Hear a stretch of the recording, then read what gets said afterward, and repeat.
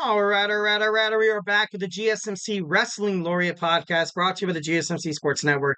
I'm your host, Eric Rodriguez, here every Monday through Friday, 8 p.m. Pacific Time, 11 p.m. Eastern Time. We're here to talk about everything in terms of professional wrestling, all the action inside and outside the ring.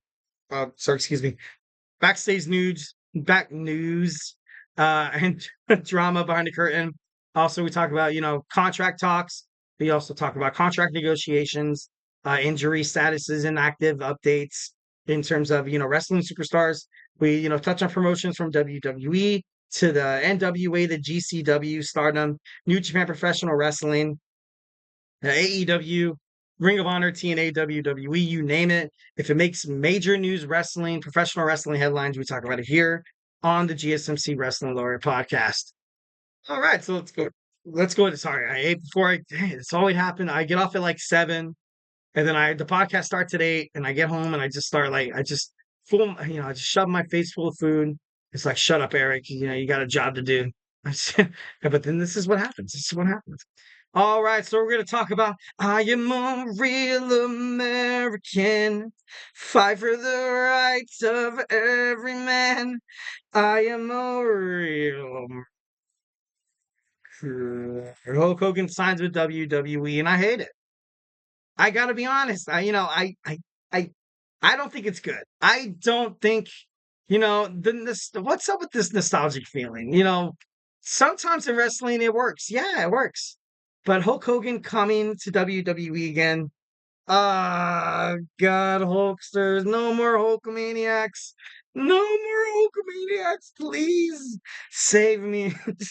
So Hulk Hogan appeared on the Impulsive podcast hosted by Logan Paul, and he told Logan that he agreed to a new contract with WWE. He said, and I quote, "I signed a 5-year deal, brother. Hulkamania is going to run wild again, all over your face. I'm just kidding. No. 71 years old. The man is 71 years old, and it's crazy. It's, obviously, because you could probably think that guy on your right there, you know, over Dana White, both of them were at and we're not a political podcast, but they were at the Trump Republican convention. You gotta believe that there was probably a little, hey, man, I was a huge fan of you growing up. Man, I love the UFC. And it's just, that's how he probably got his foot. He kind of weaseled his way back into WWE because, oh God, Hulk Hogan right now? Oh my God. So he said he was brought back into WWE for licensing and merchandising. Kind of, at least he's going to be an ambassador. Great. I mean, Hulk Hogan has been far away from WWE since 2015. But that doesn't necessarily mean that he's been, recently or historically kind of in the public eye and on the positive note, or mostly, honestly, mostly all negative. It's crazy. And I'm not we respect Hulk Hogan. He was part of the wrestling. He was huge in the 80s. When he moved to WCW, he gave WCW a lot of hope. Went back to WWE, then with the TNA, gave TNA all this hope. But of course, him and his, his best friend Eric Bischoff came together and once again ruined another wrestling promotion. But I'm just kidding. No, not shot fired. Not shots fired, guys. I'm sorry. Uh, but I don't know. He's just been. I don't think it's right. I don't think this is good for WWE. He's made. In the past. These are. They're all scandals and stuff like that. He made a video with racist remarks that eventually led to WWE kind of lifting his name from the Hall of Fame. But eventually he was, reinstated. Was controversial, 1,010%. Hulk Hogan, I don't know. He's always been recently and historically kind of been in the public eye, mostly negative.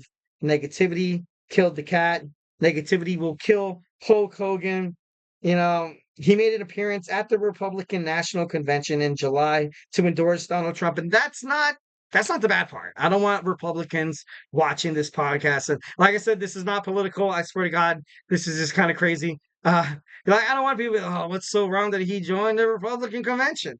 That's not wrong. It was the disrespect that he showed, the Democratic nominee, Kamala Harris, basically, mocking her for her heritage.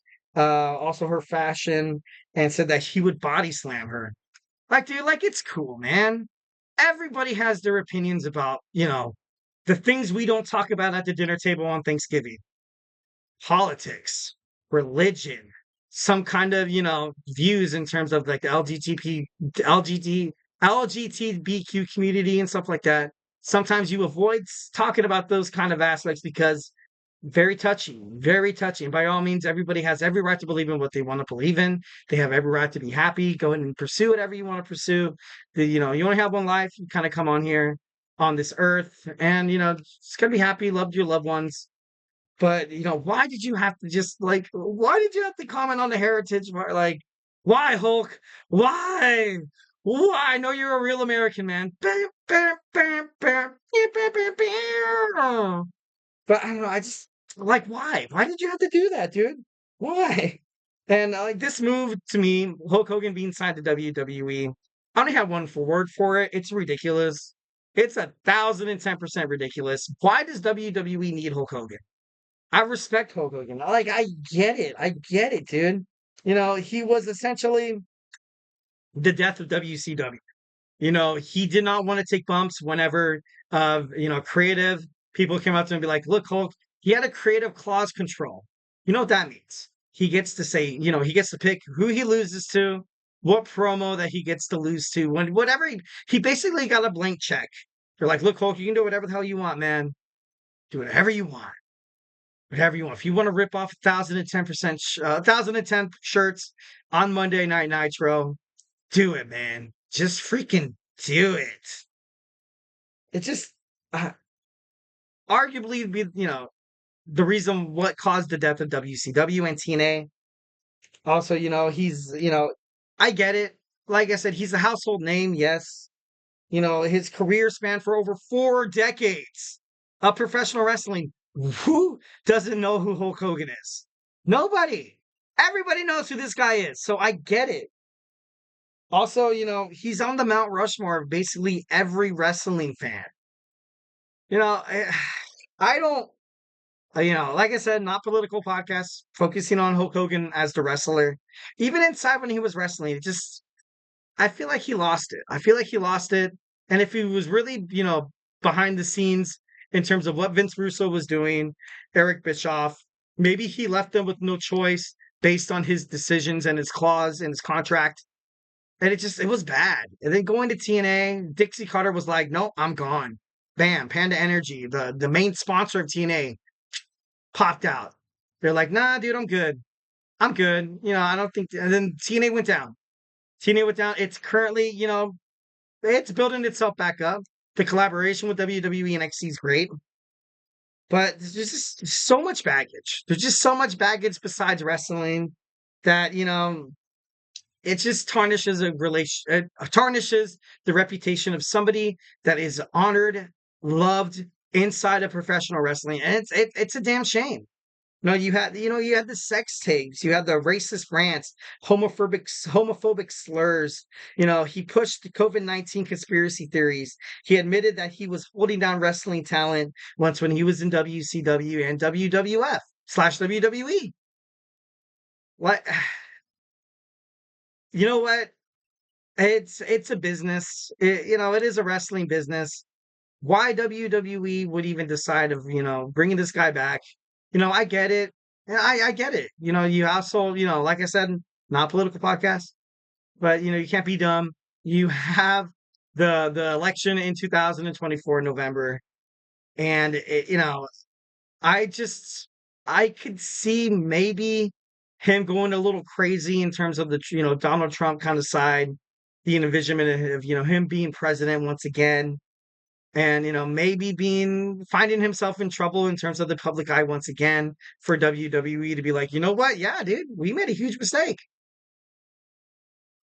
Hulk Hogan, he's apologized, yeah, but even I think there was a oh my god, I think no, there was an apology that he made about the racist remarks, and New Day's Xavier Woods and I believe Big E kind of saw and was like, dude, I kind of see through this BS. You know what I mean? Like, I think I see through the bullspit. I this guy like he feels like he's like he's like the everything. He's the crap. He's the the cream of the crop. And he can say whatever the hell he wants because you're using me for, what like you said, merchandising. Using it to be an ambassador. You know, and he said it himself on the Impulsive podcast with Logan Paul, who actually is kind of in trouble as well, Logan Paul. He's not shy away from controversy as well. Like he said, if WWE needs me to do a WrestleMania, brother, I'm gonna do it. And we're gonna be like, all right, cool. We get to we get more Hulk Hogan. That's awesome. Cool. Like I'm so excited to see this guy that found a way to take one of the most prestigious wrestling career, F it up, and now kind of live in the limelight where, where you have, critics like me who are kind of like, I don't think this is such a good idea, dude. I don't think it is. I don't think it is, but you know, I am who I am. I've only been a wrestling fan my whole entire life. Maybe he will be good for WWE. I'm not too sure. Maybe they can start selling the Hulkamania t-shirts on the on the boardwalk again. Maybe they could start.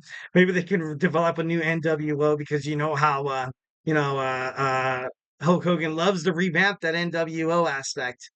He tried to do it in the TNA, did it in the original in WCW. Tried to do it in WWF/WWE. Wasn't good. But I don't know. I questioned the decision by WWE by doing this. But I don't know. Let me know what you guys think inside the chat. Obviously, no, give me a little help here. Tell me, maybe I'm just being, maybe I'm just being highly super critical. Maybe be like, people do deserve a second chance. Maybe I'm being a little too hard on the Hulkster. Hulkamaniac running wild. I'm just kidding. No, I'm just kidding. No. What if I just did that? It'd be kind of cool. I'm just kidding. All right. So that was my Hulkamania rant.